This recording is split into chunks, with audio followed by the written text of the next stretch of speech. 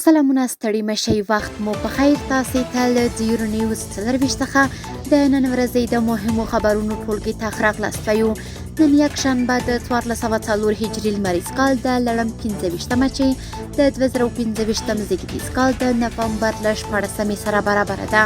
شبنم وزریم او تاسې ته له ډیرې نیوز 24 څخه د هیواد مهم خبرونه وړاندې کوم. خو په سر کې د مهمو خبرونو سرټکی افغانستان او پاکستان شخړو حل ته د ایران چمتووالی. ایران د افغانستان او پاکستان ترمنځ د موضوع د حل لپاره یوه سیمه ییزه ناسته جوړوي. د سیمې پر امنیت او پایدار پرمختګ د افغانستان اغیزه. د ازبکستان ولسمشر شوکت میرزیایوف ویلي چې د افغانستان وضعیت چې د ټولې سیمې پر امنیت او پایدار پرمختګ مستقیمه اغیزه لري ځانګړې پاملرنې ته اړتیا لري. او کابل کې د ایران سفارت د ایرانی پلاوي له رارسېدو خبر ورکړی دی. اوس هم بشپړ خبرونه. ایرانی رسنیو راپور ورکړی چې د یاد هیواد بهرنیو چارو وزیر سید عباس عراقچي ویلي چې تهران په وروستیو ورځو کې د افغانستان او پاکستان ترمنځ د روغې جوړې او ثبات د هڅو برخه ګرځېدلی دی. عراقچي زیاته کړې چې د همدې موضوع د حل لپاره به یوه سیمه ییزه ناسته جوړوي. نوموړي په خپلو څرګندونو کې د ناستې د وخت، ځای او ګډونوالو په اړه نور جزئیات نه دي شریک کړي. د ازبکستان ولسمشر شوکت میرزیایوف ویلي چې د افغانستان وضعیت چې د ټولې سیمې پر امنیت او پایدار پرمختګ مستقیمه اغیز لري ځانګړې پاملرنې ته اړتیا لري. نوموړي ویلي چې د سیمې د ټرانسپورټي اړیکو د لا پیاوړتیا لپاره د چین، قرغیزستان، ازبکستان د ریل پټلۍ جوړولو او همدارنګه د ټرانس افغان ټرانسپورټي دهلیز په څیر پروژو ته لومړیتوب ورکوي.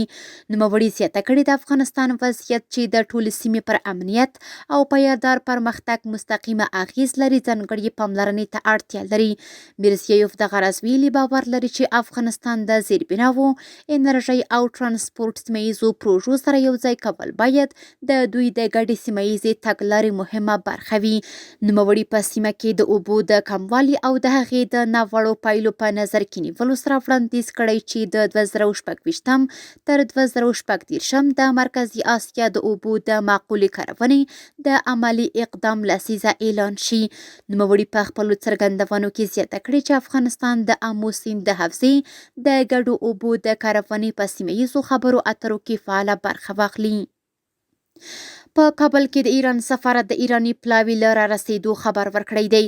په کابل کې د ایران سفارت ویلي چې د ایران سوداګرۍ، صنایعو، کانونو او کرنې د خونو یو پلاوی چې د دې ادارې له مشرانو او له افغانستان سره د ګاونډیو ولایتونو د خونو له رئیسانو څخه جوړ شوی کابل ته رسېدلی.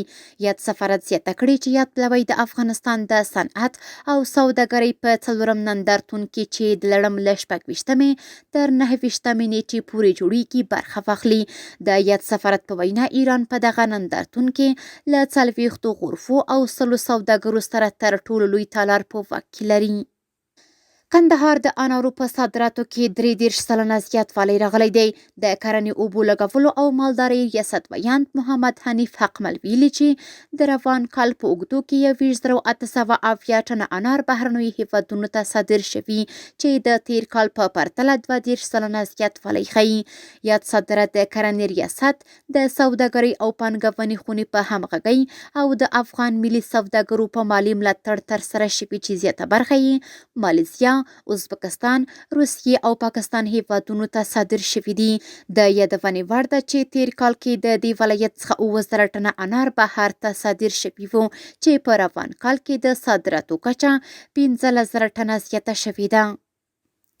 او وروستی خبر همدا چې آریانا د ډهلي سکتور لپاره د کارګو له لارې د صادراتو او وارداتو ټیټ نرخونه عملي کوي.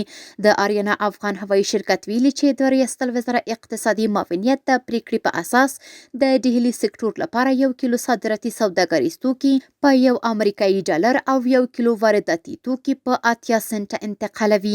د آریانا افغان هوایي شرکت رئیس مولا بخت الرحمن شرافت ویلي آریانا ویاړي چې په نړیواله کچه د افغان افغاني تولیداتو د انتقال په برخه کې خپل ملي مسؤلیت ادا کوي او موخه یې دا ده چې په ټیټ قیمت افغاني تولیدات د نړۍ هر کونج ته ورسیږي. اوس مهال د اریانا افغان هوایي شرکت د منظمو کارګو الوتنو له لارې د افغانستان بیلابیل تولیدات لکه وچې او تازه میوې، زعفران، غلۍ او داسې نور صادراتي توکي د نړۍ ګڼو هیوادونو ته انتقالیږي او ملي سوداګر کولی شي چې له دې مهم فرصت څخه په ګټه اخیستنې خپل سوداګریز توکي د اریانا کارګو له لارې په ټیټ لګښت د نړۍ ګڼو هیوادونو ته انتقال کړي ترڅو د هیواد د صادراتو په زیاتوالي کې فعاله ونډه واخلي. کورني خبرونه همدومره وو. د بهرنیو او سپورټي خبرونو لپاره زموږ پاڼې وڅارئ. په خپل رسنیو باندې فیسبوک، انسټاګرام، ایکس افغاني، ټویټر، یوټیوب او ټیک ټاک زموږ خبرونه خوښئ او موږ تعقیب کړئ. ادرس یې 0 نیوز 24 تر سبانۍ خبرونه د الله په امان.